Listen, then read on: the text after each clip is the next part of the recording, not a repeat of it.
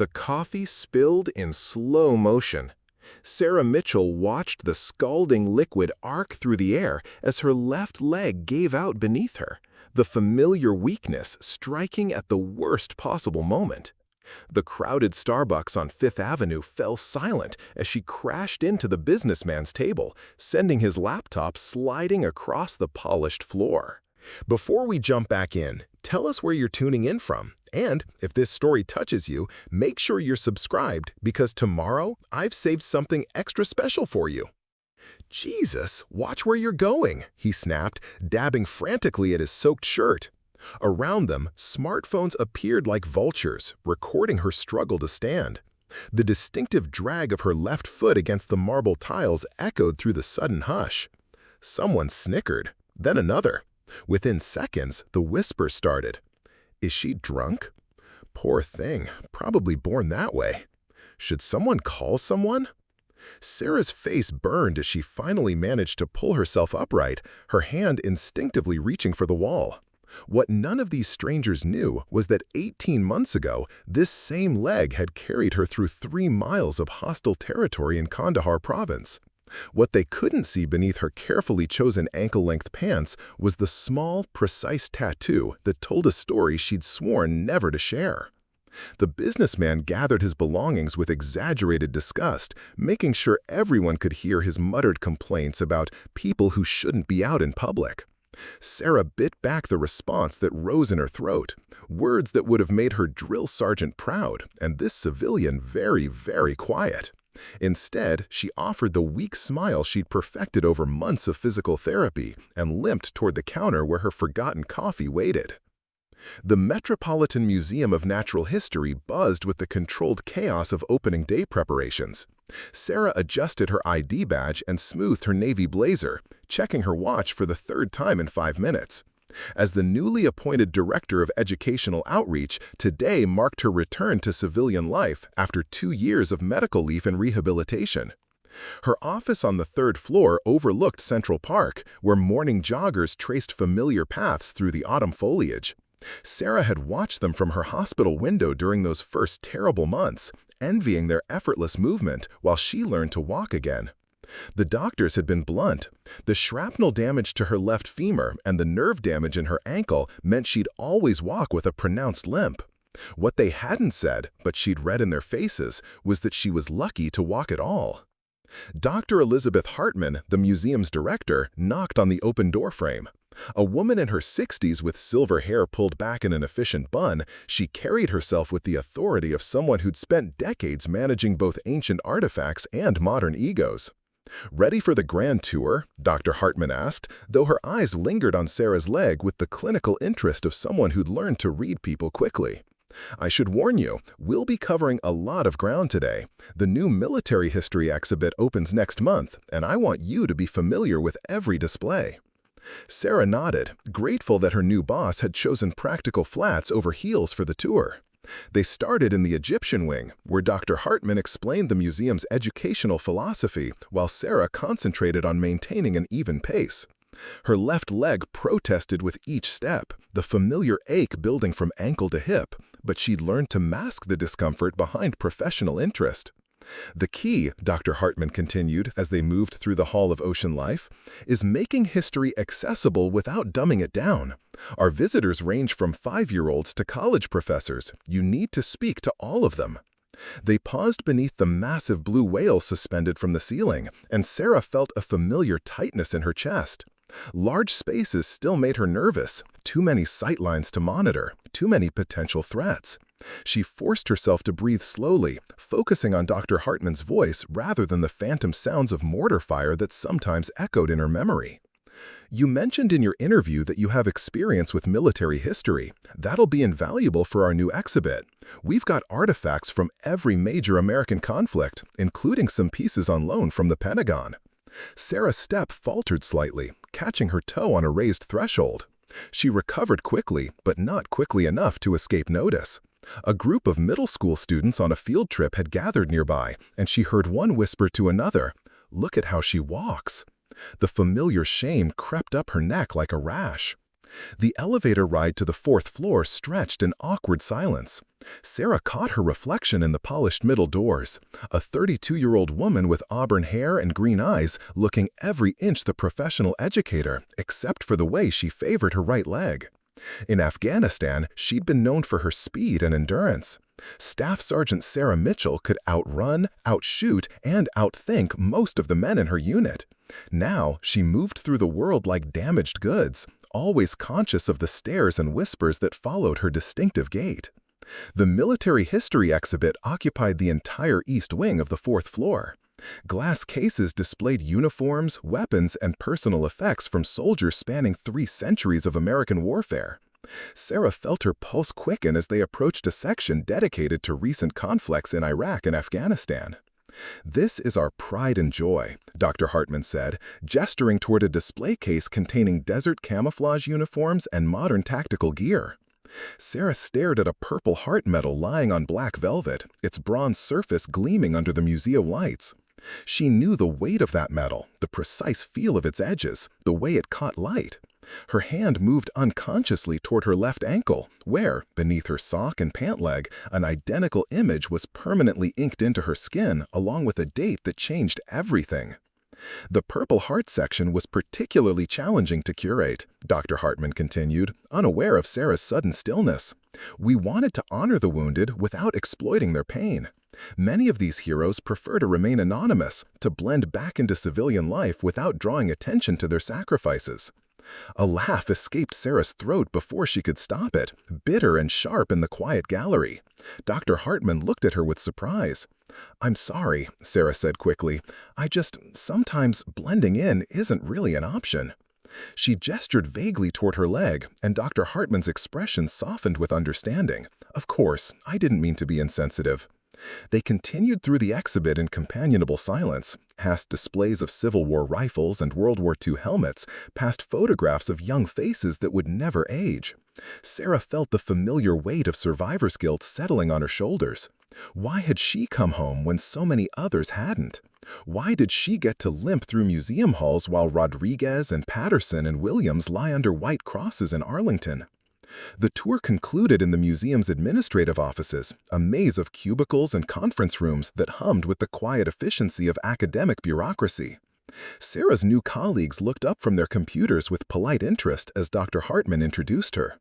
She caught the quick, assessing glances that took in her appearance, her handshake, and, inevitably, her walk. "Sarah comes to us from Boston University," Dr. Hartman explained to the small crowd that had gathered. "She has a master's in museum studies and extensive experience with military history." What she didn't mention, because Sarah had asked her not to, was the 2 Purple Hearts, the Bronze Star, or the classified commendation that credited Staff Sergeant Mitchell with saving the lives of 12 civilians during a Taliban ambush outside Kabul. That information lived in a sealed file somewhere in the Pentagon, along with the after-action reports that described how she'd held her position for 40 minutes with a shattered leg, laying down suppressive fire while her unit evacuated wounded civilians from a bombed marketplace.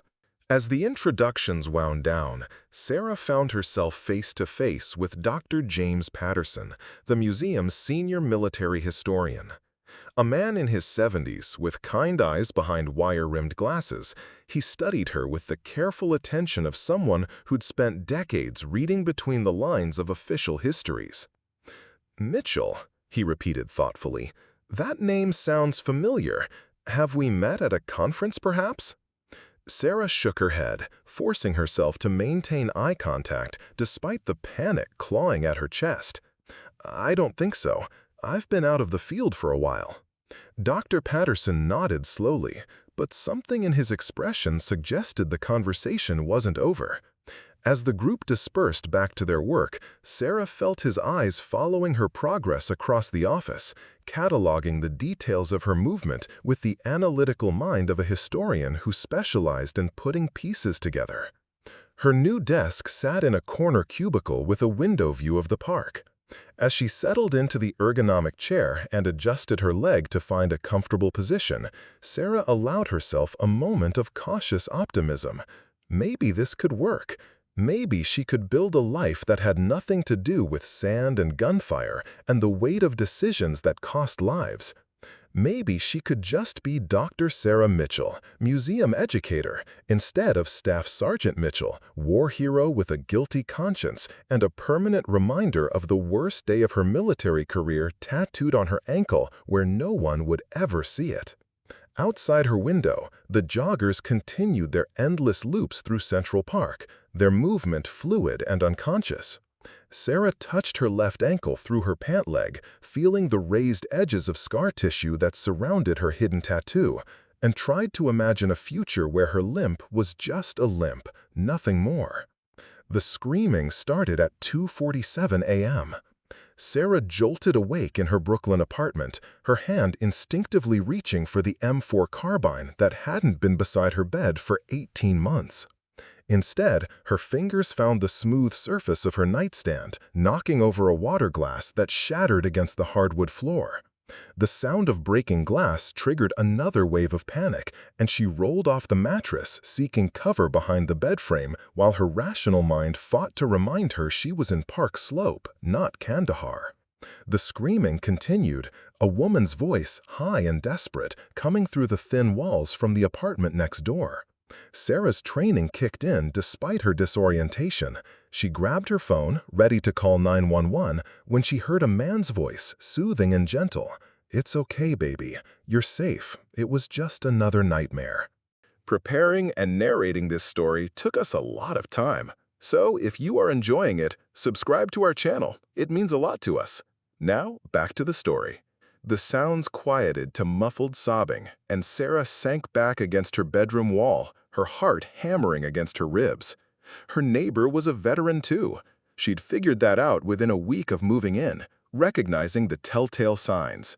The way he walked with hypervigilant awareness, how he positioned himself with his back to walls in public spaces, the packages from the VA that arrived with clockwork regularity.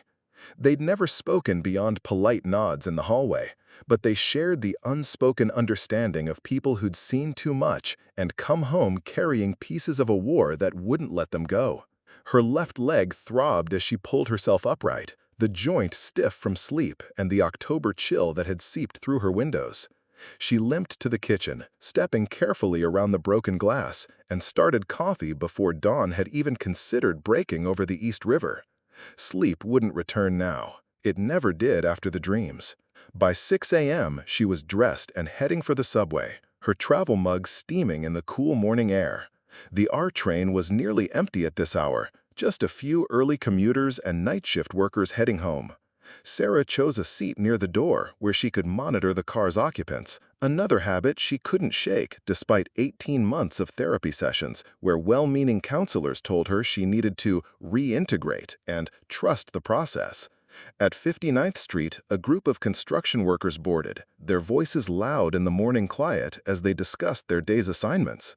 One of them, a younger man with paint-stained hands, noticed her sitting alone and nudged his companion. "Check out the gimpy chick," he said, not bothering to lower his voice. "Bet she's one of those disability scammers, pretending to be hurt for the government checks." His friend glanced over and shrugged. "Man, don't be a dick. Maybe she's actually hurt." "Right. Probably fell off her couch watching Netflix and figured out how to milk it." The first man laughed at his own joke, and Sarah felt the familiar heat of shame creep up her neck. She could have said something, could have turned around and explained that her gimp came from holding a defensive position against Taliban fighters while her unit evacuated civilians from a marketplace bombing. Could have described the feeling of shrapnel tearing through her femur while she continued to return fire, or the 6 surgeries it took to piece her leg back together, or the months of physical therapy where she learned to walk again one agonizing step at a time. Instead, she stared out the window at the tunnel walls rushing past and counted her breathing the way her therapist had taught her. In for 4, hold for 4, out for 4. Don't engage, don't escalate, don't let them see how their words cut deeper than any enemy bullet ever had. The Museum of Natural History rose from the morning mist like a fortress of learning, its imposing facade promising sanctuary from the outside world's casual cruelties. Sarah badged in through the employee entrance, exchanging polite good mornings with security guards who'd already learned to recognize her distinctive walk. The marble halls echoed with the purposeful footsteps of staff preparing for another day of educating the public about the wonders of the natural world. Her cubicle felt smaller than it had the day before, the walls seeming to press in as she settled at her desk and fired up her computer. Her first assignment was to review the educational materials for the upcoming military history exhibit, a task that Dr. Hartman had described as perfect for someone with your background. Sarah wondered what her boss would think if she knew exactly how extensive that background really was. The files contained detailed information about each display case, including the personal stories behind the artifacts. She scrolled through photographs of uniforms, medals, and weapons, each item representing someone's service, someone's sacrifice. A Civil War surgeon's medical kit, a World War II pilot's flight jacket, a Vietnam medic's aid bag. Each piece carefully cleaned and preserved, stripped of the blood and sweat and terror that had once made them tools of survival rather than museum curiosities. She was deep in the Afghanistan section when Dr. Patterson appeared at her cubicle entrance, a steaming mug of coffee in each hand. He offered her one with the kind smile that made him popular with both colleagues and museum visitors. "Thought you might need some fuel for the journey through our military collection," he said, settling into the visitor chair beside his desk. "I know it can be emotionally challenging material, even for those of us who only study it from a historical perspective." Sarah accepted the coffee gratefully, noting how he'd positioned himself where he could easily observe her computer screen. The man had spent decades as a military historian. He knew how to gather intelligence without seeming intrusive. "It's fascinating work," she said carefully. "The personal stories really bring the artifacts to life." Dr. Patterson nodded, his eyes scanning the images on her monitor. "That's exactly what we're trying to achieve. Take that Purple Heart display, for instance. The medal itself is just bronze and enamel, but when you learn that it belonged to a 19-year-old from Ohio who threw himself on a grenade to save his squad." He trailed off, letting the weight of the story settle between them. "The recent conflicts present unique challenges," he continued, his tone becoming more conversational. "So many of our veterans are still alive, still processing their experiences. We have to be careful not to exploit their trauma for educational purposes, while still honoring their service appropriately." Sarah's fingers tightened around her coffee mug. Something in his voice suggested this wasn't just academic interest. "I imagine it's a delicate balance." "Indeed. Just last month, we had a veteran contact us about an artifact we'd acquired, a helmet from a female soldier who served in Afghanistan. The veteran was quite insistent that we had the story wrong, that the official records didn't capture what really happened during the action that earned the soldier her Purple Heart." The coffee turned to acid in Sarah's stomach. She kept her expression carefully neutral, but Dr. Patterson was watching her with the sharp attention of someone who'd spent his career reading between the lines of military records. "Did you correct the display?" she asked, proud of how steady her voice remained. "We tried to investigate further, but military records from recent conflicts can be heavily redacted for security reasons.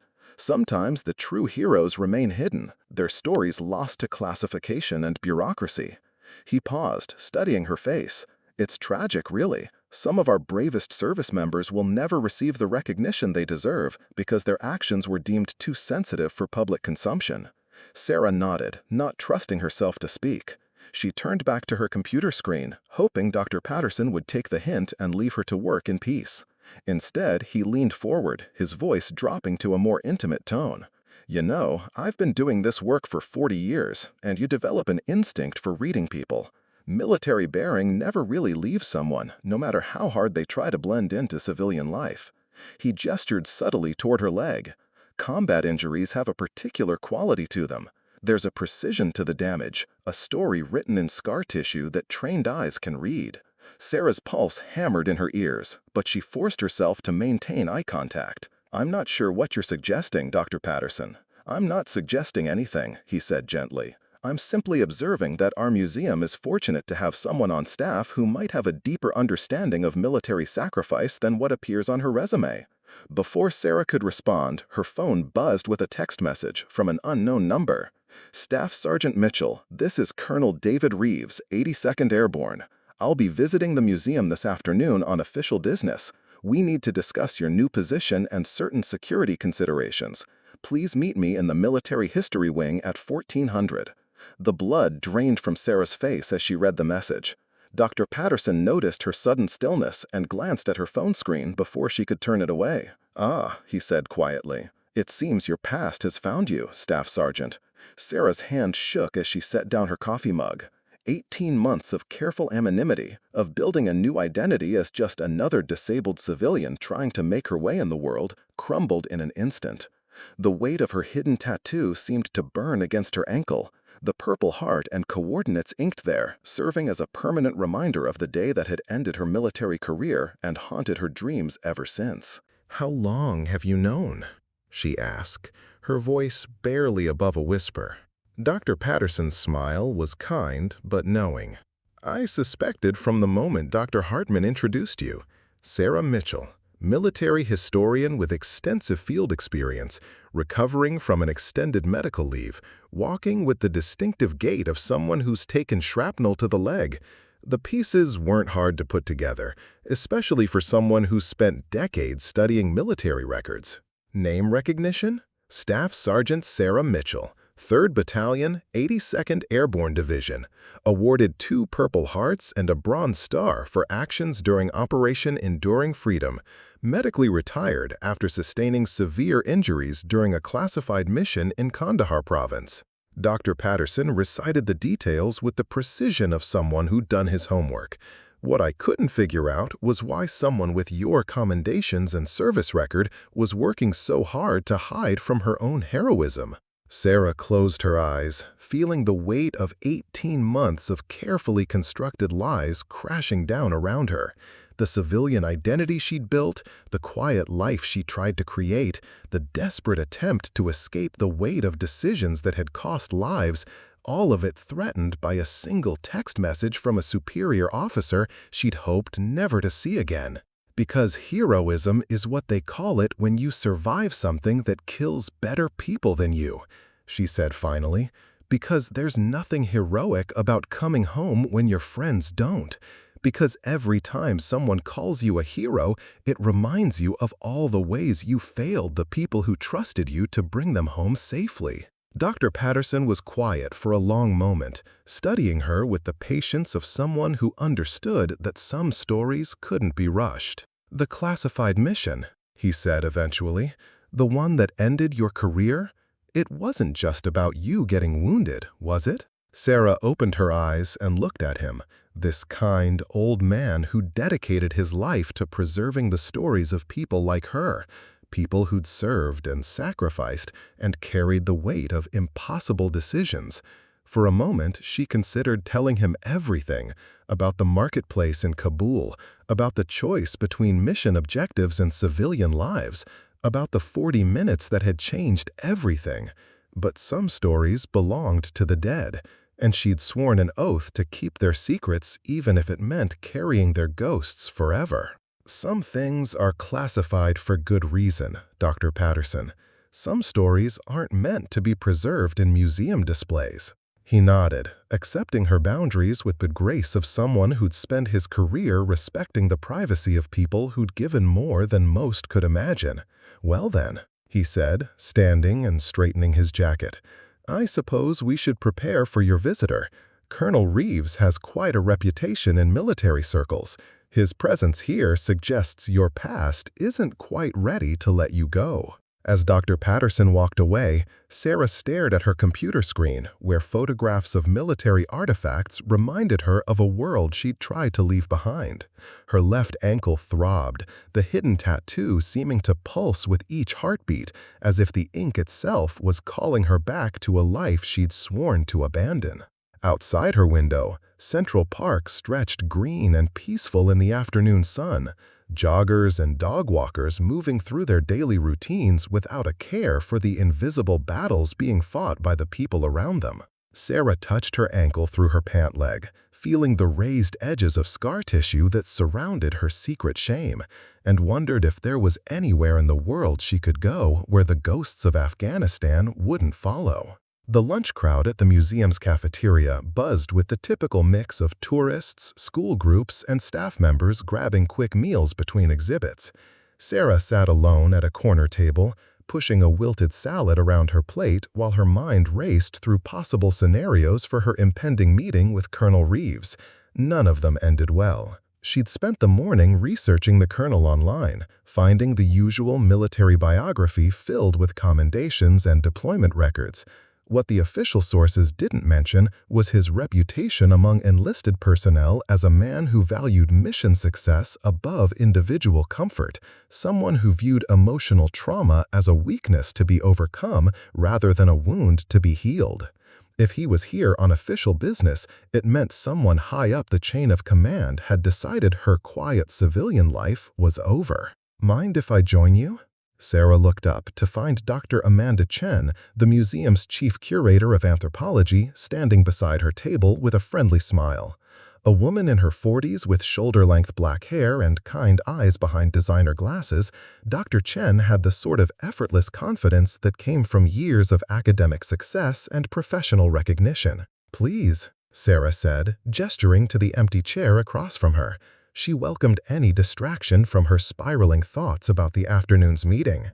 Dr. Chen settled into her seat with a Mediterranean wrap and iced tea, studying Sarah with the careful attention of someone trained to read cultural artifacts, including human ones. "I heard through the gossip network that you've been assigned to the military history exhibit. That's quite an honor for someone on their first week. Dr. Hartman doesn't usually hand out prime assignments to new hires." Sarah nodded, uncertain how much she should reveal about her qualifications. "I have some background in military history. Dr. Hartman thought it would be a good fit." "I'm sure she did." Dr. Chen's tone carried a hint of something deeper than casual conversation. "You know, I spent 5 years working with refugee communities. You develop an eye for people who've experienced trauma, especially combat trauma. There's a particular way survivors carry themselves, a hypervigilance that never quite goes away." Sarah's fork paused halfway to her mouth. Was her past written so clearly across her face that every colleague could read it within days of meeting her? "I've also spent enough time around military families to recognize the specific challenges faced by female veterans. The additional burden of proving yourself in a male-dominated environment, the way society expects you to be both warrior and lady, strong enough to serve but feminine enough to remain acceptable." "Dr. Chen, I appreciate your concern, but please call me Amanda, and I'm not trying to pry into your personal history. I just want you to know that some of us understand the complexities of transitioning from military to civilian life, especially for women who've served in combat roles." Sarah closed her eyes, diving back into her wilted salad, thinking how much she'd tried to hide her military identity from her civilian life. "What makes you think I served in combat?" Amanda smiled, but there was no judgment in her expression. "Your situational awareness, for one thing. You chose a seat where you can monitor the entire cafeteria and the exits. You eat with your non-dominant hand so your right hand stays free. And you have the particular gait of someone who's learned to compensate for a combat injury while maintaining tactical readiness." The accuracy of the observations sent a chill down Sarah's spine. If her colleagues could read her so easily, how long before someone with less benevolent intentions took notice? "You're very observant," Sarah said carefully. "It's my job to study human behavior and cultural patterns, but more than that, I have a personal interest in supporting veterans who are trying to rebuild their lives and civilian careers." Amanda leaned forward, lowering her voice. "My brother was a Marine. 2 tours in Iraq, 1 in Afghanistan. He came home carrying invisible wounds that the VA couldn't treat and his family couldn't understand. He died by suicide 3 years ago." The stark honesty of the revelation hit Sarah like a physical blow. She'd known too many soldiers who'd survived combat only to lose their battles with the ghosts that followed them home.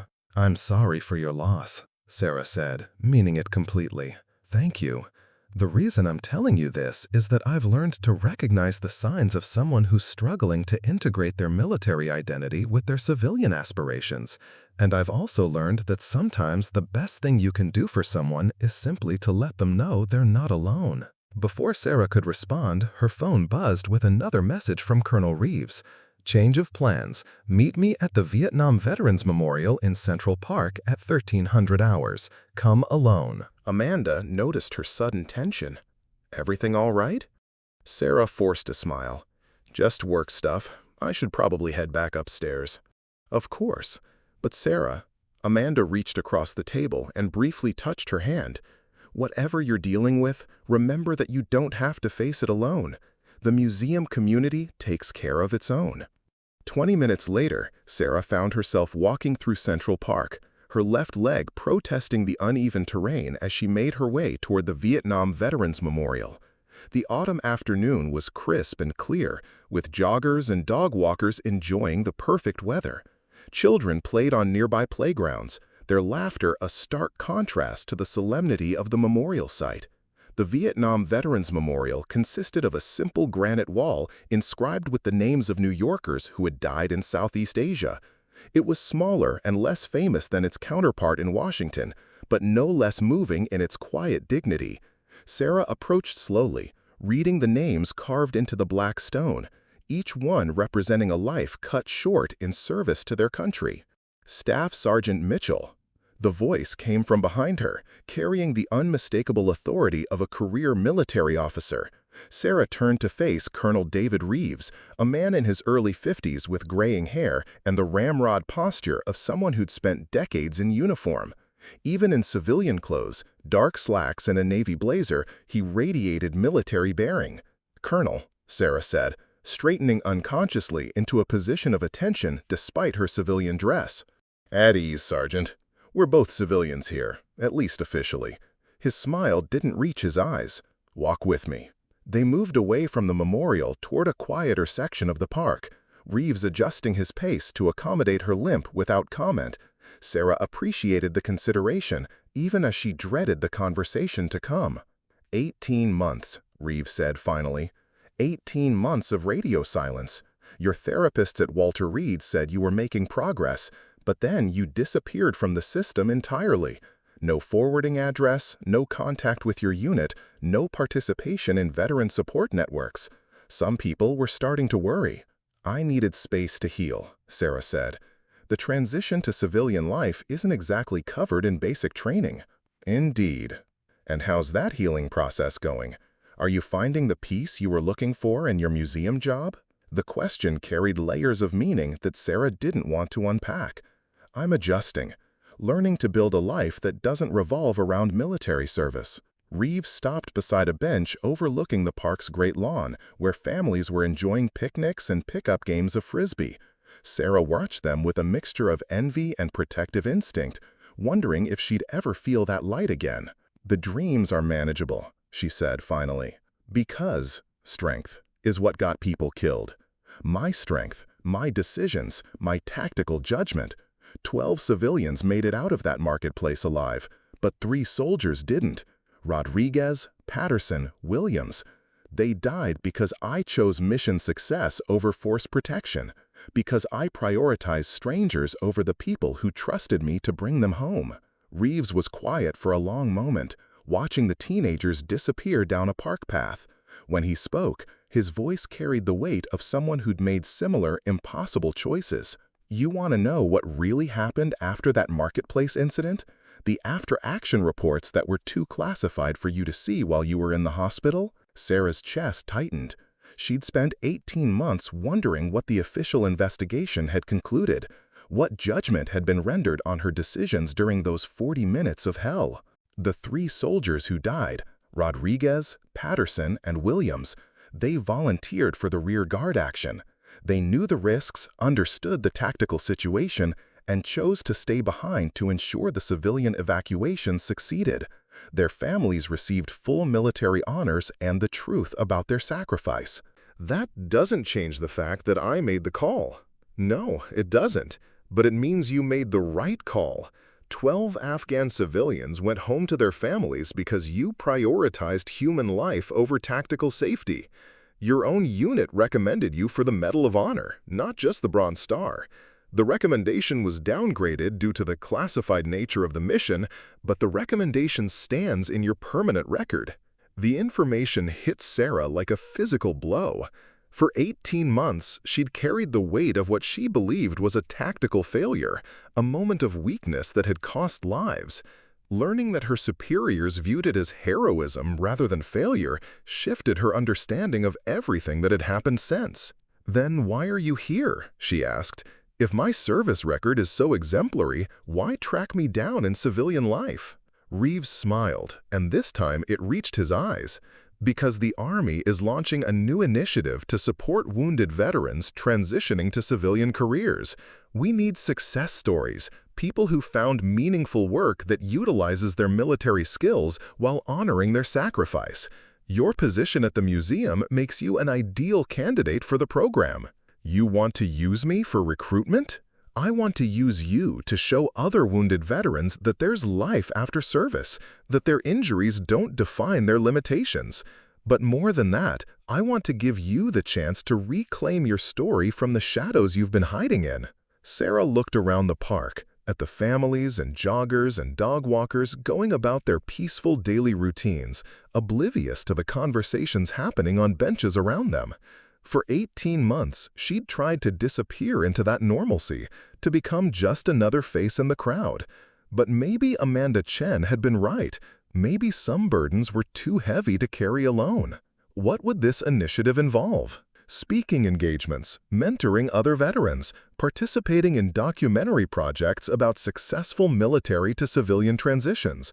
Nothing that would compromise operational security, but enough to show that heroes don't have to hide their heroism to find happiness. The word hero still made Sarah flinch, but for the first time in 18 months, it didn't feel like a complete contradiction to who she was trying to become.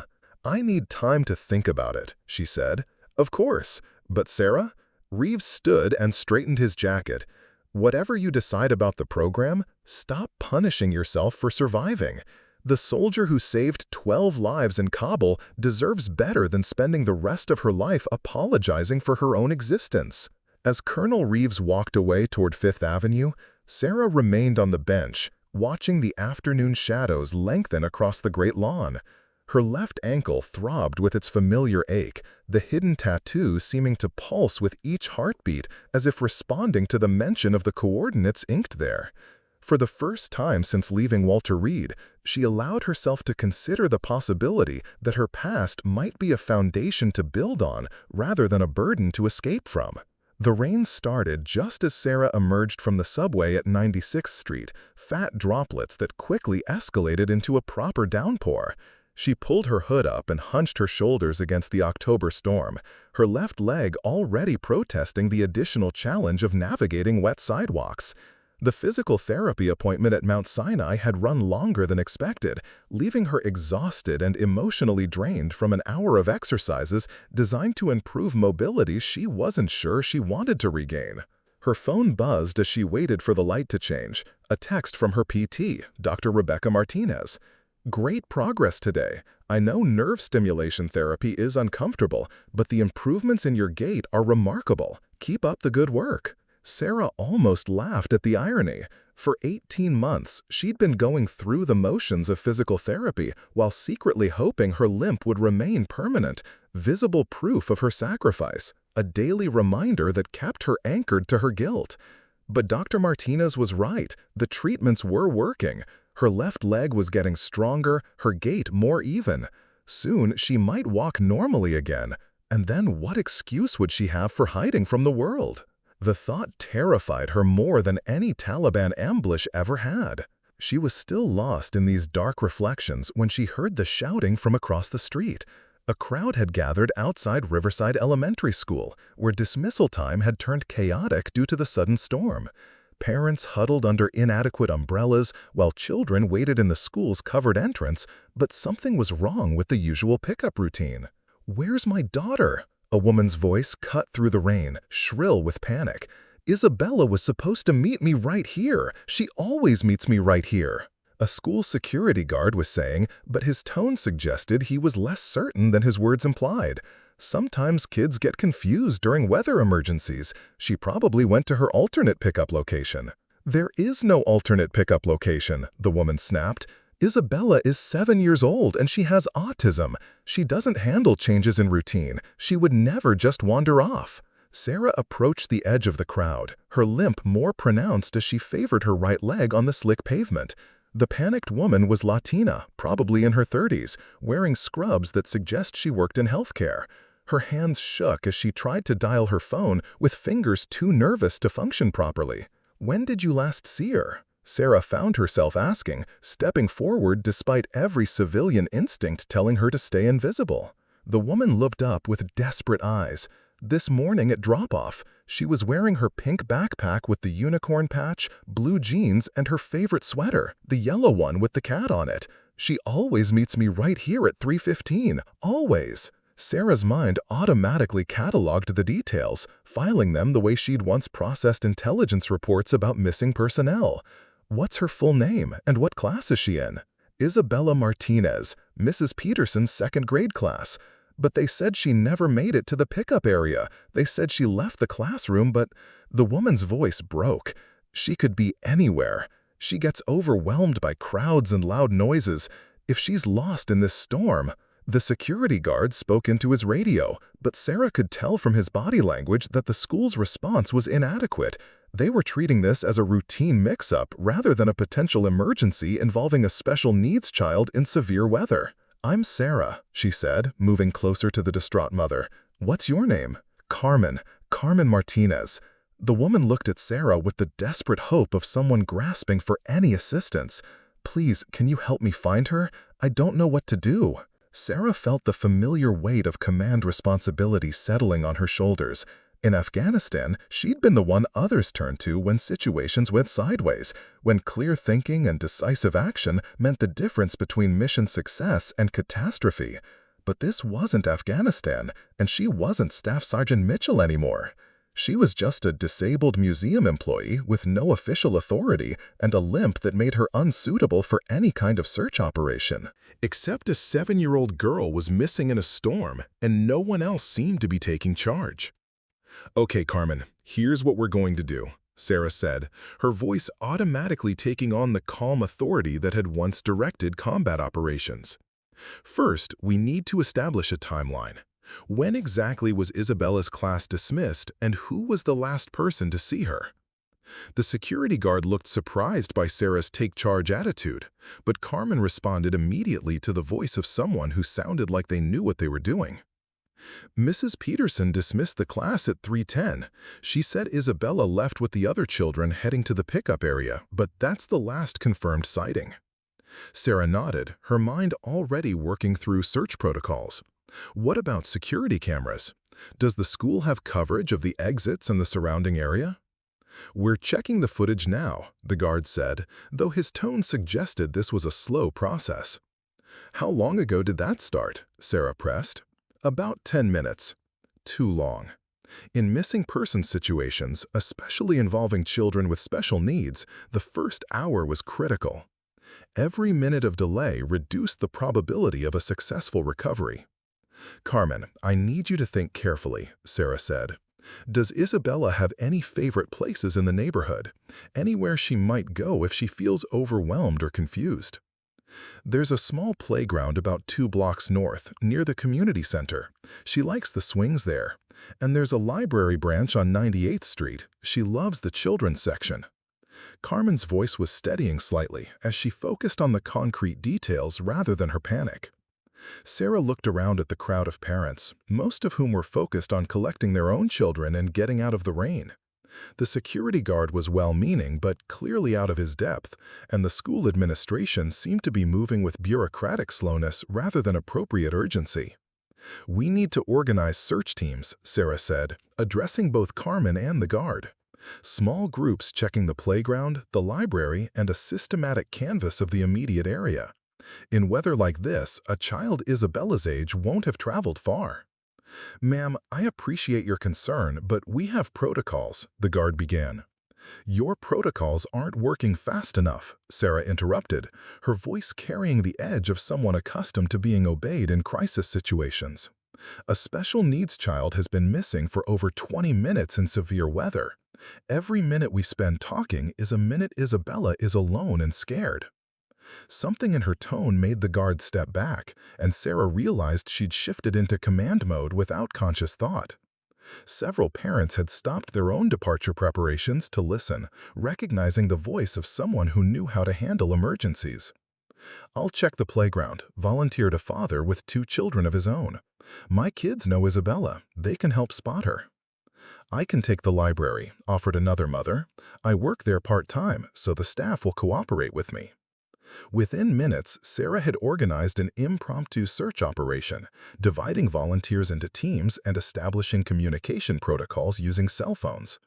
She assigned herself and Carmen to canvass the residential streets between the school and the community center, despite the obvious challenges her limp would present in conducting an effective search.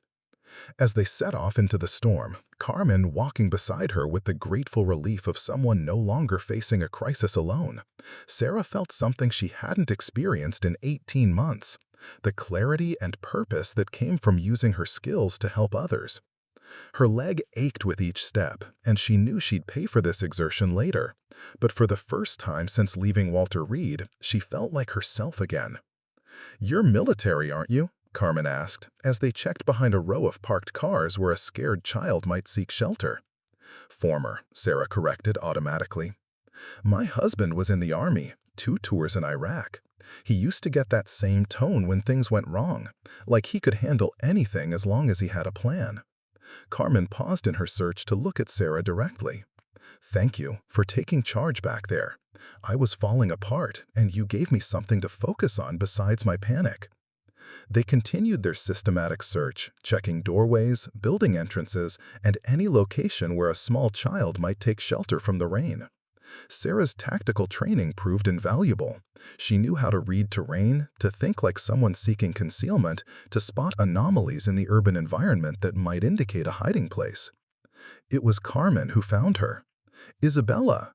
The cry came from behind a small shed in the playground area, where they'd expanded their search after the initial canvass proved fruitless. "Baby, there you are!" Sarah limped around the structure to find Carmen embracing a small girl with dark hair and enormous brown eyes, both of them soaked to the skin but clearly unharmed. Isabella was exactly as described. Pink backpack, yellow sweater, the bewildered expression of a child who'd become overwhelmed by circumstances beyond her understanding. "I got scared," Isabella said in a small voice. "There were too many people and too much noise, so I came here to wait for it to get quiet again." "It's okay, baby, it's okay." Carmen held her daughter tightly, tears of relief mixing with rainwater on her face.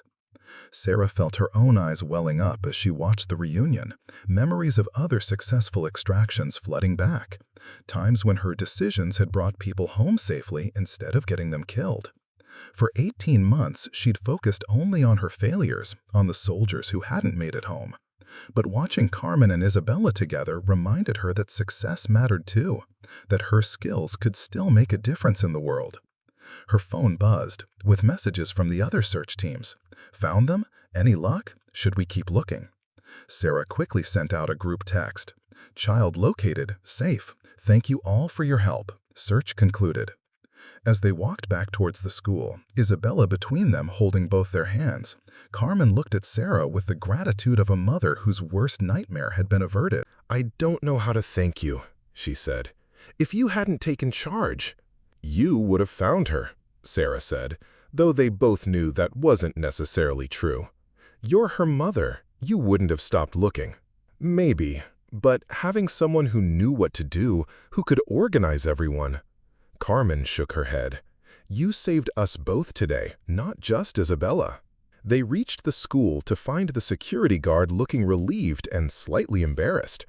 The other parents who'd participated in the search gathered around to confirm Isabella's safety, their faces showing the particular satisfaction that came from a community coming together to protect one of its own.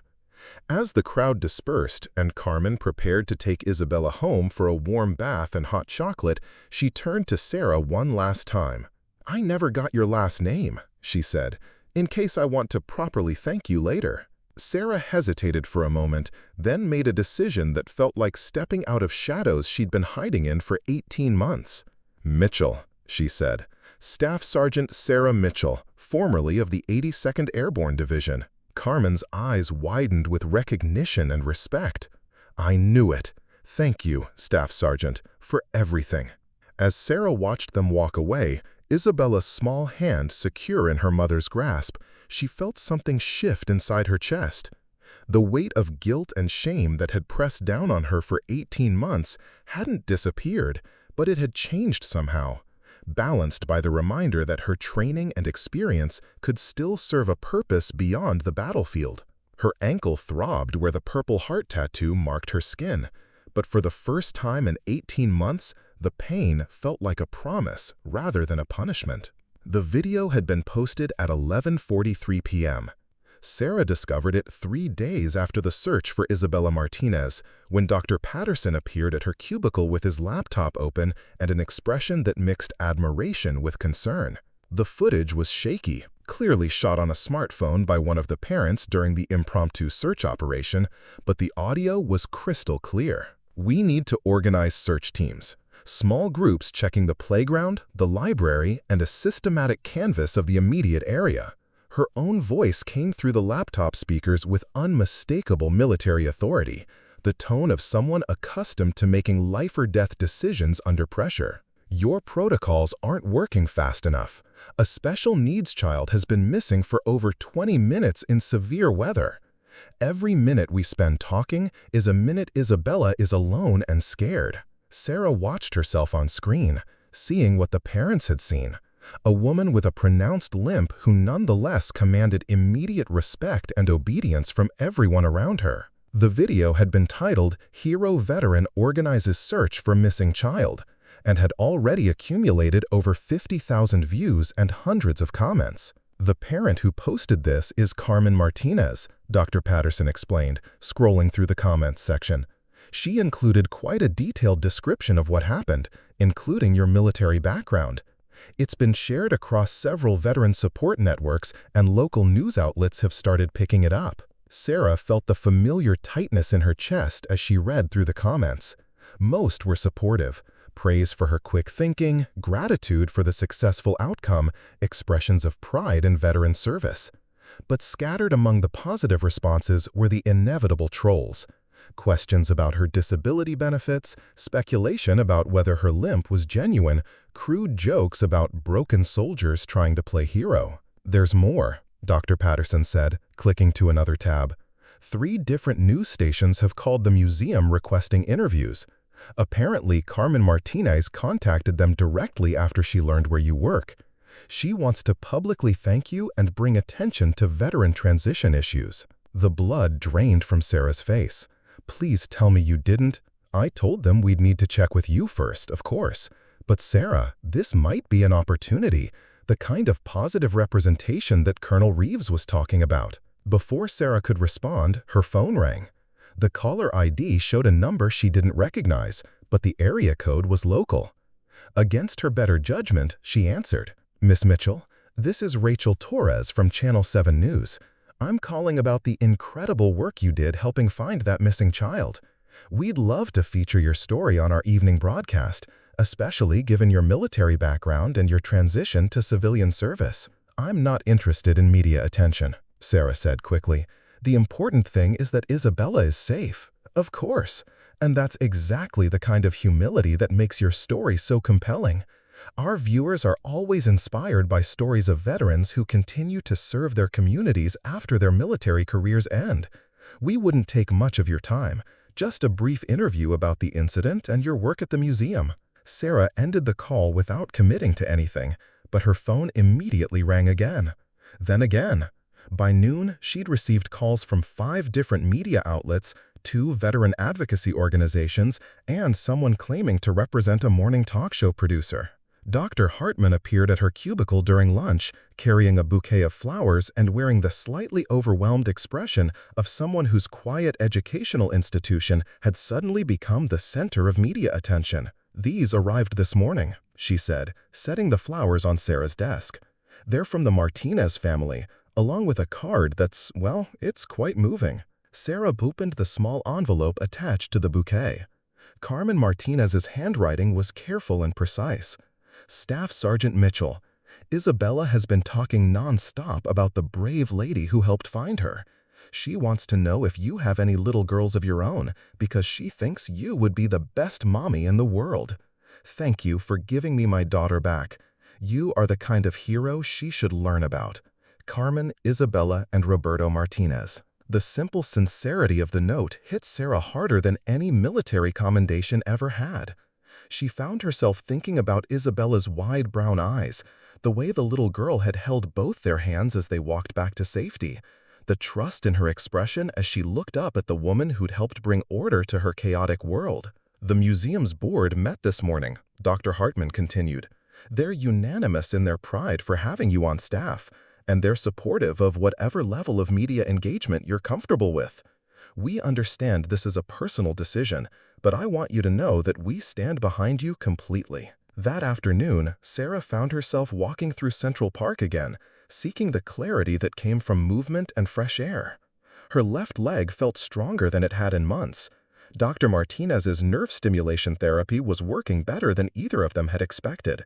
Soon, her limp would be barely noticeable, just a slight hitch in her stride that only trained eyes would recognize. She was passing the Shakespeare Garden when she heard footsteps approaching from behind, the measured pace of someone trying to catch up without appearing to rush. She turned to find a young woman in her mid-20s with short blonde hair and the lean build of a distance runner. "Excuse me," the woman said, slightly out of breath. "Are you Sarah Mitchell, the veteran from the news story?" Sarah's muscles tensed automatically, her situational awareness heightened as she assessed the stranger. The woman seemed harmless enough, but 18 months of trying to remain invisible had left Sarah wary of any unwanted attention. "Depends on who's asking," Sarah said carefully. "I'm sorry, I know this is weird. I'm Jessica Chen, Dr. Amanda Chen's niece. She told me you work at the museum." The woman shifted nervously, clearly struggling with how to begin whatever conversation she'd planned.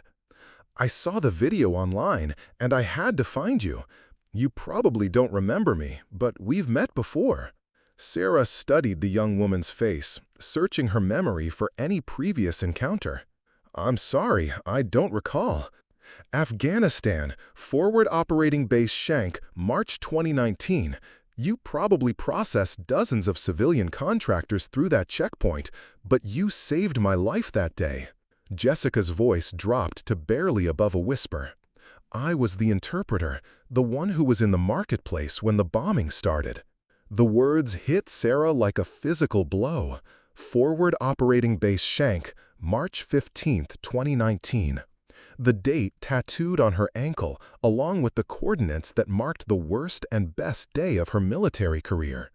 She remembered the interpreter, a young Afghan-American woman who'd been providing translation services for the civilian aid workers caught in the attack. "Zara," Sarah said, the name coming back to her in a rush of memories. "But your name was Zara Ahmadi." "My cover identity. For security reasons, all the interpreters used assumed names while in the country. My real name is Jessica Chen. My father was Chinese-American, my mother Afghan. After the marketplace incident, they evacuated me stateside for medical treatment and debriefing." Sarah stared at this young woman who represented a living connection to the day that had ended her military career.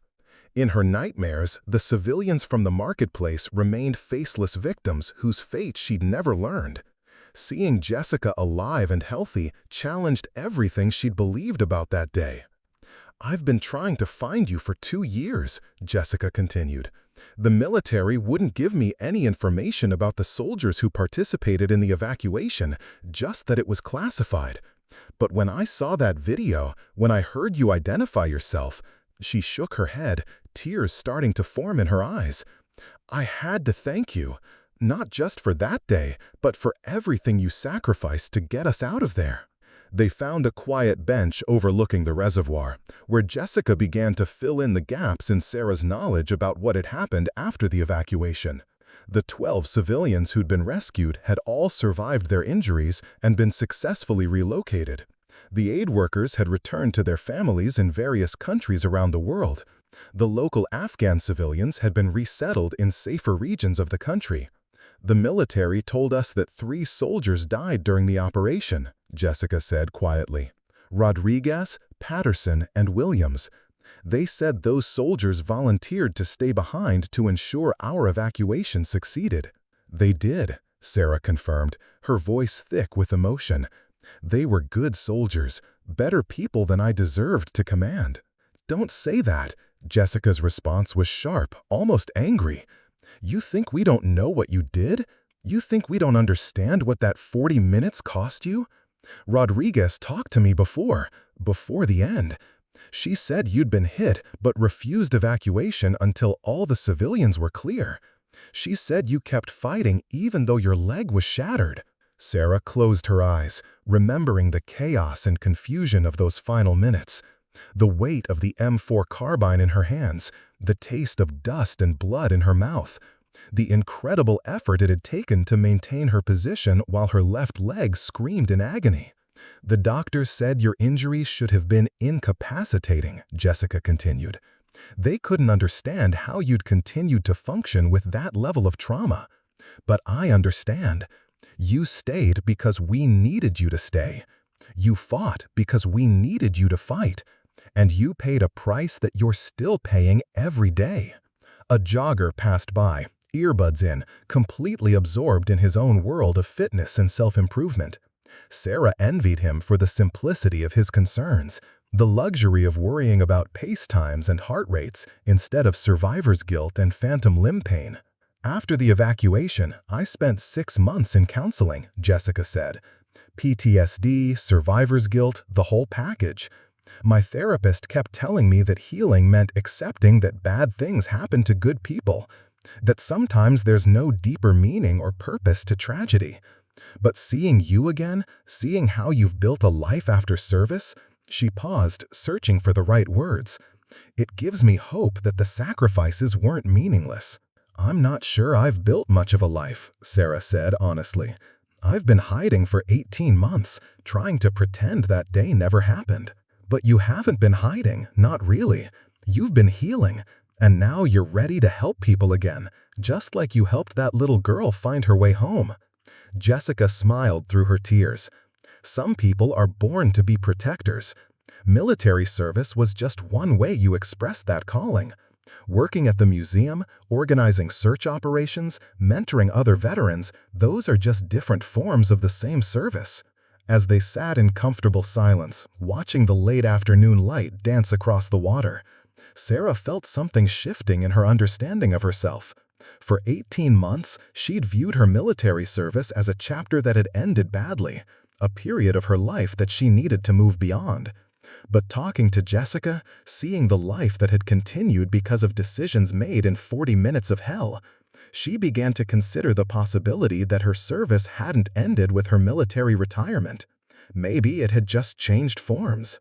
There's something else, Jessica said as they prepared to part ways. The video of you organizing that search, it's been shared in every veteran support group I'm part of.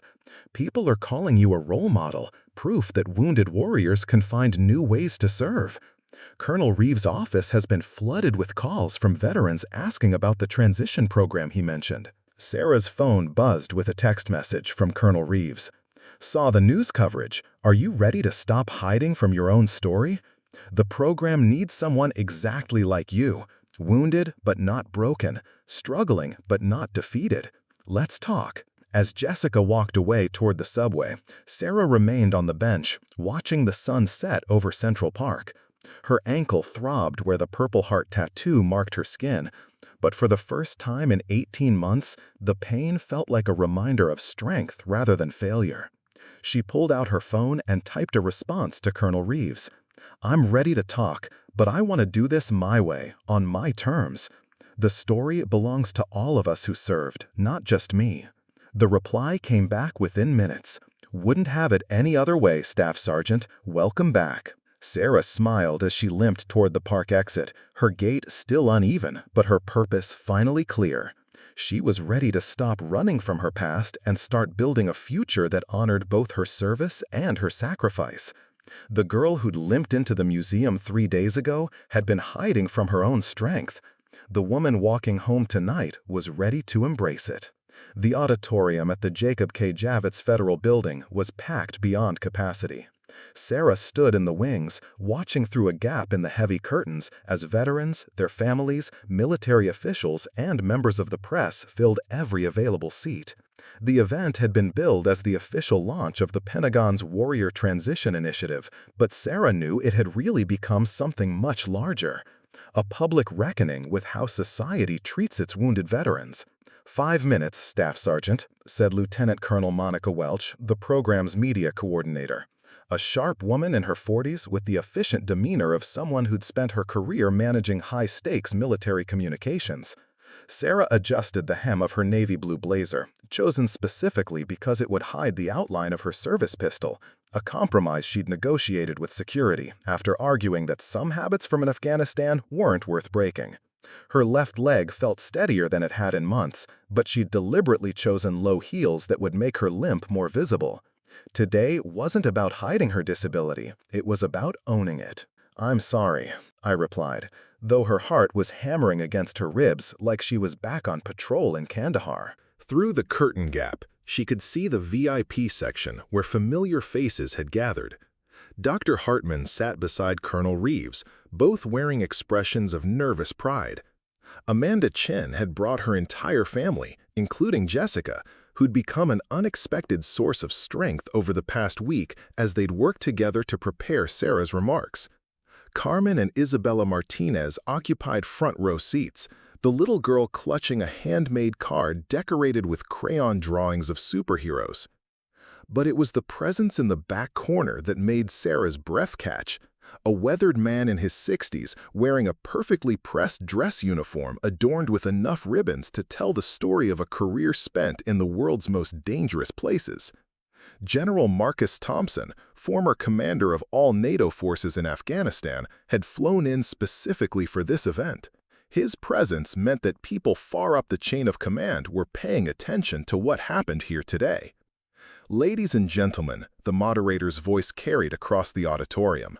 "Please welcome Staff Sergeant Sarah Mitchell, United States Army, medically retired."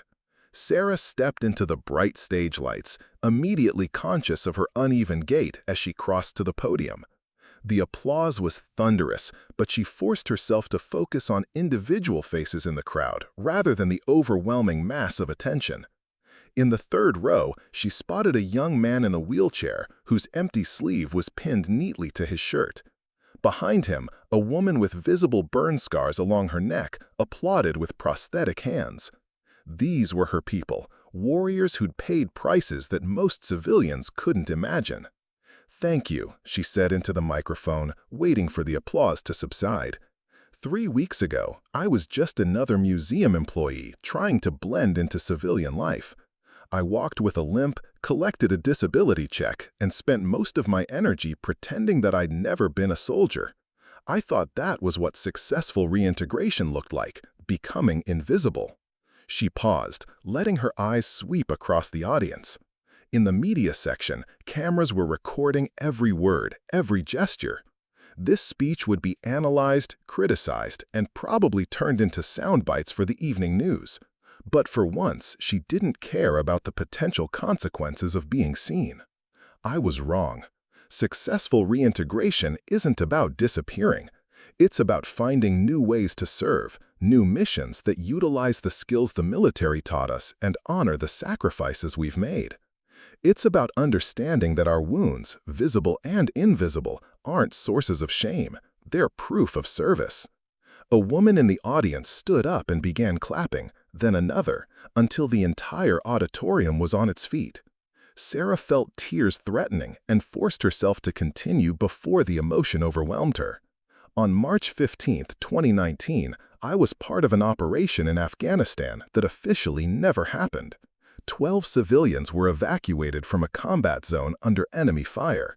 3 American soldiers, Staff Sergeant Maria Rodriguez, Sergeant David Patterson, and Corporal James Williams, died ensuring that evacuation succeeded. For 18 months, I carried the guilt of their sacrifice, convinced that my decisions had gotten good people killed. The auditorium had gone completely silent. Even the camera operator seemed frozen, afraid that any movement might break the spell of absolute honesty that had settled over the room. What I learned last week, thanks to one of the civilians we saved that day, is that guilt and honor aren't mutually exclusive. Rodriguez, Patterson, and Williams volunteered for the rear guard action. They knew the risks, understood the tactical situation, and chose to stay behind so that innocent people could go home to their families. Their sacrifice wasn't the result of my failure, it was the result of their courage. Sarah reached down and pulled up the left leg of her pants, exposing the purple heart tattoo that had remained hidden for 18 months. The coordinates and date were clearly visible to the front rows, and the camera zoomed in to capture every detail of the ink that told her story. This tattoo marks the location and date of that operation. It also marks the day I learned that sometimes the greatest honor we can receive is the trust of people who depend on us to make impossible choices. I got this tattoo not to commemorate my wounds, but to remember the weight of command and the price of leadership. A flash of movement in the VIP section caught her attention. General Thompson had risen from his seat and was walking toward the stage, his expression serious but not hostile. The moderator looked confused, unsure whether to intervene, but Sarah gestured for him to approach. "General Thompson," she said as he climbed the steps to join her at the podium, "I wasn't expecting—" "Staff Sergeant Mitchell," he said, his voice carrying clearly through the microphone. "With your permission, I'd like to share some information that was classified until this morning." Sarah nodded, though her pulse was racing. Whatever the general was about to reveal would either validate everything she just said or destroy her credibility in front of hundreds of witnesses. General Thompson faced the audience with the commanding presence of someone who'd spent decades delivering life-changing news to people in uniform. The operation Staff Sergeant Mitchell just described was designated as a joint NATO humanitarian mission under direct orders from the International Security Assistance Force. The tactical decisions made during that operation, including the deployment of rear guard elements, were reviewed by a board of senior officers from 4 different nations. He paused, letting the weight of multinational military oversight settle over the audience. The board's unanimous conclusion was that Staff Sergeant Mitchell's leadership during that operation represented the finest traditions of military service. Her decision to prioritize civilian evacuation over force protection, her tactical deployment of available assets, and her personal conduct under extreme duress were deemed exemplary by every reviewing officer. Sarah felt the floor shifting beneath her feet as General Thompson continued his revelations. Furthermore, the 3 soldiers who died during that operation, Rodriguez, Patterson, and Williams, were posthumously awarded the Silver Star for their voluntary participation in the rear guard action. Their families were informed that their loved ones died as heroes, not as casualties of poor leadership. The general turned to Sarah directly, his expression softening with what looked like paternal pride. "Staff Sergeant Mitchell, you have spent 18 months carrying guilt that was never yours to bear. The United States Army, NATO Command, and the families of your fallen soldiers want you to know that your service was honorable, your decisions were sound, and your sacrifice has been recognized at the highest levels of military command." The auditorium erupted in applause that seemed to shake the building's foundations. Sarah found herself crying openly for the first time since leaving Walter Reed. 18 months of suppressed grief and guilt finally finding release. General Thompson placed a steady hand on her shoulder as she struggled to regain her composure. "There's one more thing," he said when the noise finally subsided. "The Presidential Unit citation for the humanitarian operation in Kabul was approved this morning. It will be presented to all surviving members of the operation, including Staff Sergeant Mitchell, in a ceremony at the White House next month." Sarah stared at him in shock. The Presidential Unit citation was one of the highest honors that could be awarded to a military unit, reserved for extraordinary heroism in action against an enemy force. She'd spent 18 months believing she was a failure, only to learn that her actions were being recognized at the highest levels of government. "I don't understand," she managed to say. "The classification on that operation was lifted specifically for today's event," General Thompson explained. "The Pentagon wanted the American people to understand what real heroism looks like, not just the courage to fight, but the wisdom to know what's worth fighting for and the strength to live with the consequences of those decisions." As General Thompson left the stage, Sarah found herself alone at the podium with hundreds of eyes watching her process this life-changing information. The guilt that had defined her existence for 18 months was crumbling, replaced by something she hadn't felt since before the marketplace bombing: pride in her service. "I came here today to talk about the Warrior Transition Initiative," she said finally, her voice stronger than it had been all afternoon. "To encourage wounded veterans to find new ways to serve their communities. But I realize now that I was approaching this backwards. We don't need to transition away from being warriors, we need to find new battlefields." She gestured toward the audience, taking in the wounded veterans, their families, and the civilians who'd come to support them. The fight for veteran health care, for disability rights, for mental health awareness, for educational opportunities, these are missions worthy of the people who've already proven they're willing to sacrifice for something greater than themselves. Our wounds don't disqualify us from service. They qualify us for a different kind of leadership. A young veteran in the front row called out "Hoo-ah," and the cry was taken up by dozens of other voices throughout the auditorium. Sarah felt the familiar rush of command energy, the sense of purpose that came from leading people who trusted her judgment. "So, here's my challenge to every veteran in this room," she continued, her voice building to the kind of volume that could be heard over artillery fire. "Stop hiding from your service. Stop apologizing for your wounds. Stop letting civilians define what your sacrifice means. We are the people who've been tested under the worst possible circumstances and proven worthy of trust. Our communities need that experience, that perspective, that unshakable knowledge of what really matters when everything goes wrong." The standing ovation lasted for nearly 5 minutes. As Sarah finally left the stage, limping but no longer ashamed of her gait, she felt the weight of 18 months of self-imposed exile lifting from her shoulders. The woman who'd hidden her tattoo behind ankle-length pants was gone, replaced by someone ready to wear her scars as badges of honor rather than sources of shame. In the crowd waiting to greet her, Isabella Martinez broke free from her mother's grasp and ran toward Sarah with the uninhibited enthusiasm of a 7-year-old who'd found her hero. "Are you really a superhero?" Isabella asked, wrapping her arms around Sarah's legs. Sarah knelt down to meet the little girl at eye level, no longer caring who saw her struggle with the movement. "No, sweetheart," she said with a smile that felt genuinely joyful for the first time in 18 months. "I'm just a soldier who learned that the best battles are the ones we fight for each other." 6 months later, Sarah stood in the Rose Garden of the White House, wearing her dress blue uniform for the first time since her medical retirement.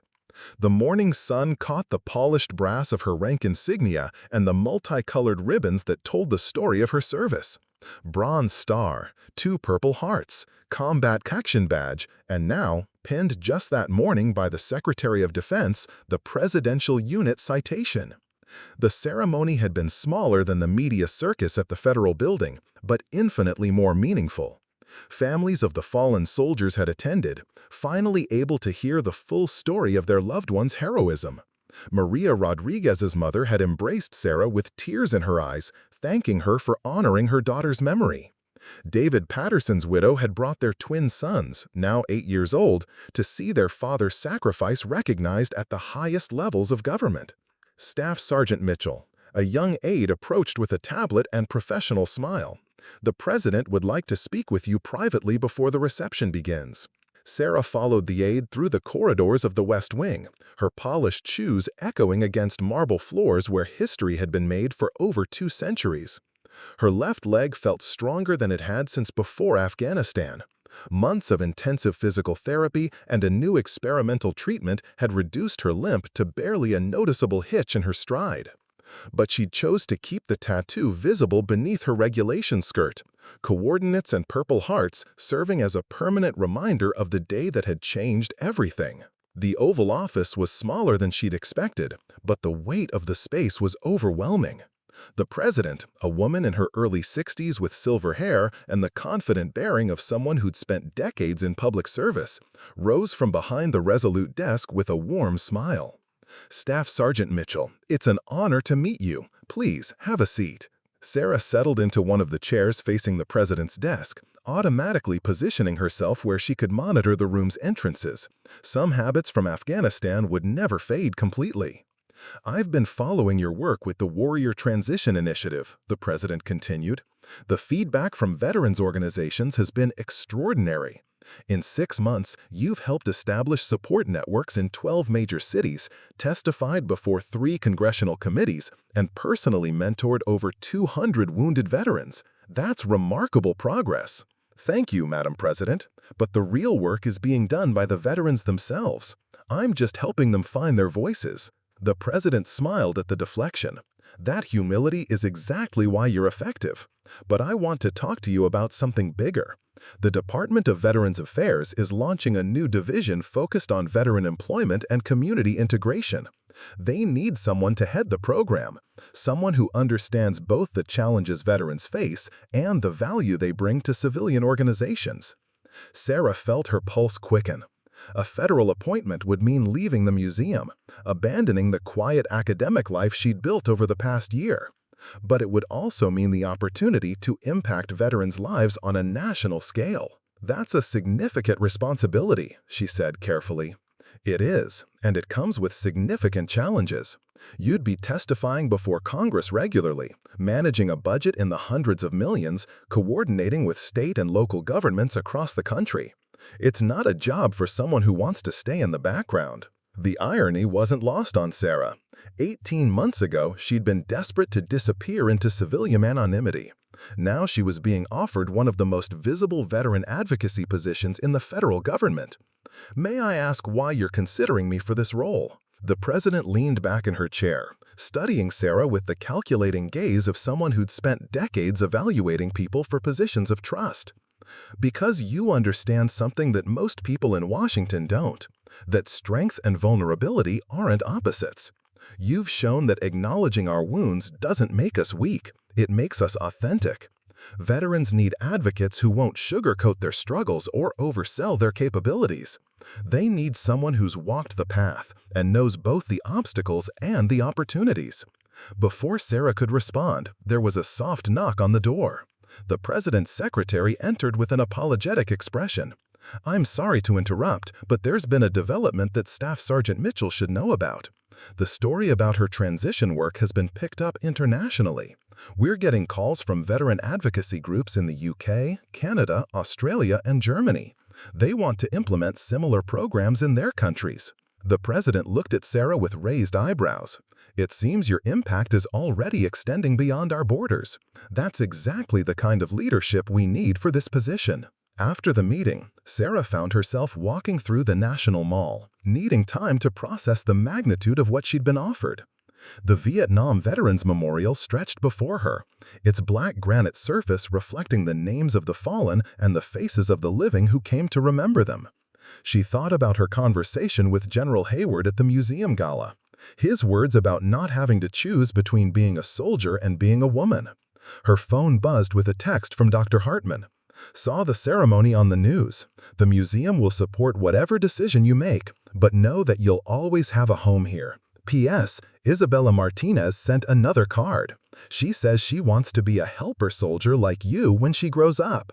Sarah smiled, remembering the little girl's earnest face and boundless trust. In many ways, Isabella had been the catalyst for everything that had followed, the reminder that Sarah's skills could still make a difference in the world, that heroism wasn't about hiding from responsibility, but embracing it. Another text arrived, this one from Jessica Chen. "Watched the White House ceremony online. My therapist says seeing you succeed has been more helpful for my own healing than 2 years of traditional treatment. You're not just changing veteran policy, you're changing how survivors see themselves." As Sarah continued her walk toward the Lincoln Memorial, she reflected on the unexpected journey that had brought her to this moment. The woman who'd spilled coffee in a Manhattan Starbucks, humiliated by strangers' mockery of her disability, had become a national advocate for wounded veterans. The soldier who'd hidden her service record behind civilian anonymity was now being offered the chance to shape federal policy for an entire generation of veterans. The irony was that her greatest weakness, the visible limp that marked her as different, damaged, lesser in the eyes of some civilians, had become her greatest strength as an advocate.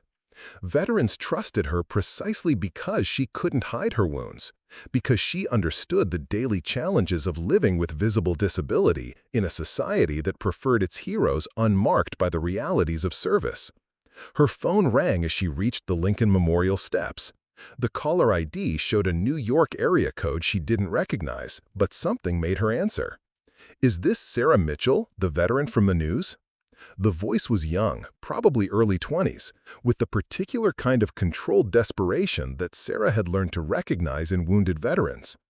"Yes, this is Sarah. How can I help you?" "My name is Marcus Thompson, no relation to the general. I'm a Marine, medically retired last month. Lost both legs to an IED outside Fallujah. I've been watching your speeches online, and The voice broke slightly. "I've been thinking about ending things. But seeing how you turned your service into something positive, I thought maybe you could tell me how you did it." Sarah sat down on the memorial steps, looking up at Lincoln's weathered face as she spoke with this young Marine who was facing the same crossroads she'd navigated 18 months earlier. "Marcus, the first thing you need to know is that what you're feeling right now, the anger, the grief, the sense that your life is over, those feelings are normal. They're part of the process, not a sign of weakness."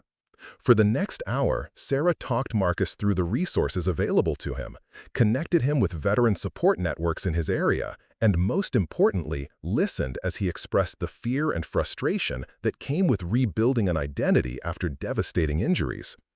"The thing is," she told him as their conversation wound down, "our wounds tell a story. Not a story of failure or limitation, but a story of service and sacrifice. The challenge is learning to read that story correctly, to see our scars as proof of our strength rather than evidence of our brokenness." How do you do that? How do you look at your leg every day and not think about what you lost? Sarah touched her ankle through her regulation stockings, feeling the familiar outline of her tattoo beneath the fabric. The Purple Heart and coordinates were as sharp and clear as the day they'd been inked, but their meaning had transformed completely. What had once been a monument to guilt and failure now served as a reminder of courage and commitment. Her phone chimed with one final message of the day, this one from Colonel Reeves. "Heard about the VA offer. Whatever you decide, know that you've already exceeded every expectation we had for the transition program. You didn't just find a way to serve again, you showed an entire generation of veterans that their stories matter." Sarah typed back, "The program was never about my transition. It was about all of us learning that service doesn't end with medical retirement. It just changes forms. See you at the Pentagon briefing next week." The next morning, as Sarah walked across the White House lawn toward the waiting car that would take her back to her new life, she felt the familiar weight of purpose settling on her shoulders. The job ahead would be challenging, testifying before skeptical politicians, managing bureaucratic obstacles, fighting for resources that never seemed adequate to the need. But she'd faced harder challenges in dusty Afghan marketplaces, and she'd learned that the most important battles were often fought not with weapons, but with words, not in enemy territory, but in the hearts and minds of people who needed to understand that service and sacrifice came in many forms. As the car pulled away from the White House, Sarah caught a glimpse of tourists gathered around the fence, some of them wearing veteran caps and military unit t-shirts. One elderly man in a Vietnam veteran hat raised his hand in a slow, respectful salute as her car passed. Sarah nodded back, understanding that she carried more than just her own story now.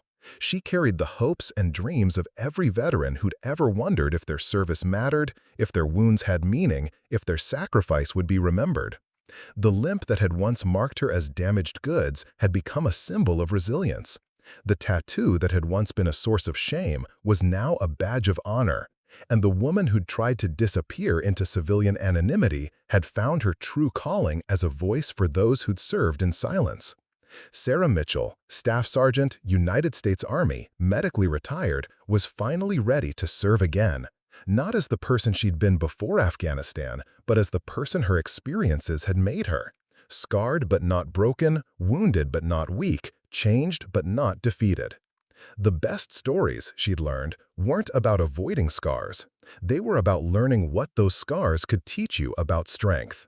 3 years later, Sarah stood before the United Nations General Assembly in New York, addressing delegates from 193 countries about the global veteran transition crisis. The blue and gold of her business suit had replaced the dress blues of her military service, but the confidence in her bearing spoke of battles won on different cornfields.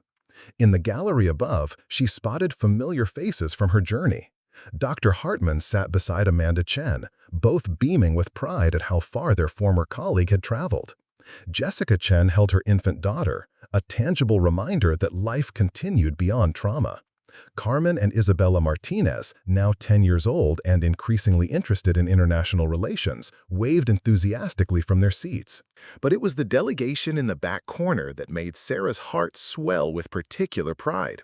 12 veterans from different countries, each representing innovative transition programs that had been modeled after her original work in New York. Among them sat Marcus Thompson, the Marine who'd called her from a place of desperation 3 years earlier and now ran a peer support network across the southeastern United States. The Global Veterans Integration Project has documented successful transitions in 47 countries, Sarah continued, clicking a slide showing statistics that told stories of transformed lives. Veterans who were once considered burdens on their societies are now contributing billions of dollars annually to global economies, leading nonprofits, starting businesses, and mentoring the next generation of service members. After her presentation, Sarah found herself in the UN's Delegates Lounge, surrounded by officials from countries she'd never imagined visiting during her military service. A delegation from Kenya wanted to discuss adapting her programs for veterans of peacekeeping missions. Representatives from Colombia sought advice on helping former combatants transition to civilian roles. A group from South Korea was interested in her research on female veteran integration. "Miss Mitchell," said Ambassador Elena Vasquez from Spain, approaching with a small entourage of European Union officials. "Your work has inspired similar initiatives across the EU. We're seeing unprecedented cooperation between member nations on veteran issues, something that seemed impossible just 5 years ago." The conversation was interrupted by Sarah's assistant, an efficient young woman named Rachel, who'd been her right hand through 3 years of expanding program responsibilities. "Excuse me, Miss Mitchell, but there's someone here who insists on speaking with you personally. She says it's about the coffee shop incident from 4 years ago." Sarah excused herself and followed Rachel to a quieter corner of the lounge, where she found a woman in her 30s with kind eyes and a nervous smile. "Miss Mitchell, I'm Jennifer Walsh. I was working at the Starbucks on 5th Avenue 4 years ago when that man spilled coffee and you fell. I was the barista who didn't help, who just stood there while people laughed." The woman's voice shook with emotion. "I've regretted that moment every day since I saw your story on the news." Sarah studied this stranger, who represented a moment of humiliation that now felt like it had happened to someone else entirely. "Jennifer, that wasn't your fault. You were working, dealing with a crowd of customers." "No, you don't understand. I knew something was different about the way you moved. My brother was wounded in Iraq, and I recognized the signs. But I was too worried about what other customers might think, too afraid to stand out or make a scene." Jennifer reached into her purse and pulled out a folded newspaper clipping. "I've carried this article about your UN work everywhere for the past year, reminding myself that heroes don't always look like what we expect." The clipping was from the previous year, featuring a photo of Sarah addressing a congressional hearing on veteran health care. Her left leg was clearly visible beneath the witness table, no longer hidden behind carefully chosen clothing. "I started volunteering at a veteran support center in Queens," Jennifer continued. "I wanted to do something, to make up for that moment when I should have helped but didn't. The veterans there, they've taught me that strength comes in all forms, that courage isn't about being perfect." Sarah felt tears threatening as she looked at this woman who'd carried guilt for years over a moment of inaction during someone else's worst day. "Jennifer, the fact that you recognized your regret and chose to act on it, that's exactly the kind of growth that makes communities stronger. You didn't owe me help that day, but you chose to help others afterward. That matters more than you know." As Jennifer walked away, visibly relieved by Sarah's forgiveness, Rachel approached with Sarah's schedule for the following day. "You have the documentary crew arriving at 8 a.m., Rachel reminded her. "They want to film at the coffee shop where it all started, then follow you through a typical day of program work." The documentary, titled The Courage to Limp, was being produced by an Academy Award-winning filmmaker who'd convinced Sarah that her story needed to reach beyond veteran communities. The irony of returning to that Fifth Avenue Starbucks wasn't lost on her. The place where she'd felt most broken would now serve as the opening scene of a film about transformation and resilience. That evening, in her apartment overlooking Central Park, Sarah sat at her desk reviewing testimony she delivered to the World Health Organization the following month. The apartment bore little resemblance to the sparse, utilitarian space she'd inhabited during her darkest period. Photographs covered the walls, images from veteran program graduations, award ceremonies, and moments of quiet triumphs with individuals whose lives had been changed by the work they'd done together. One photo, prominently displayed on her desk, showed her with a group of wounded veterans from 7 different countries during a leadership summit in Geneva. Each person in the image carried visible or invisible wounds from their service, but their faces radiated the confidence that came from finding new purpose after trauma.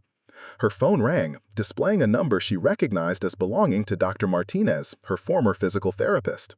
"Sarah, I just watched your UN presentation online. I have to tell you, seeing you command that stage with such authority, it brought me to tears. Do you remember those early sessions when you could barely walk across the room without assistance?" Sarah smiled, remembering the frustration and despair of those first months of physical therapy. "I remember you telling me that healing wasn't just about recovering what we've lost, but about discovering what we could become. And look what you've become. You've not only healed yourself, but you've created a roadmap for healing that's being used around the world. That's not just physical therapy, that's alchemy." After ending the call, Sarah walked to her window overlooking the park where she'd once sat in isolation, convinced that her life held no meaningful future. Joggers traced their evening routes through the gathering dusk, dog walkers enjoyed the mild weather, and families gathered for picnics in the fading light. The same peaceful scenes she'd once envied now filled her with satisfaction, not because she'd joined their ranks of seemingly carefree civilians, but because she'd found a way to protect and serve the community they represented. Her reflection in the window showed a woman who bore the confident bearing of someone who'd faced the worst of circumstances and emerged not just intact, but strengthened. The limp was still there and would always be there, but it no longer defined her limitations. Instead, it announced her authenticity to every veteran who met her, a visible reminder that leadership could emerge from the most unlikely places. As she prepared for bed, Sarah performed the ritual that had concluded every day for the past 4 years. She rolled up her pant leg and looked at the purple heart tattoo that had once been her most carefully guarded secret. The coordinates and date remained as clear as ever, but their meaning continued to evolve. What had begun as a monument to guilt had become a reminder of purpose, a daily affirmation that her wounds were evidence of service rather than failure. Tomorrow would bring new challenges, testifying before international bodies, mediating disputes between government agencies, advocating for veterans whose voices had been silenced by bureaucracy and indifference. The work was harder now than it had ever been during her military service, but it was also more rewarding. Every program graduate, every successful transition, every veteran who chose life over despair represented a victory more meaningful than any tactical objective she'd achieved in Afghanistan. The woman who'd once hidden from her own reflection now spent her days in front of cameras, on stages, and in hearing rooms, using her visibility to advocate for those who remained in shadows.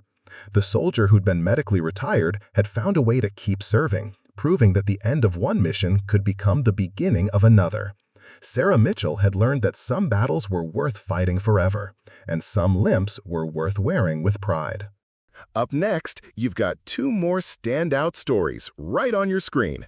If this one hits the mark, you won't want to pass these up. Just click and check them out. And don't forget to subscribe and turn on the notification bell so you don't miss any upload from us.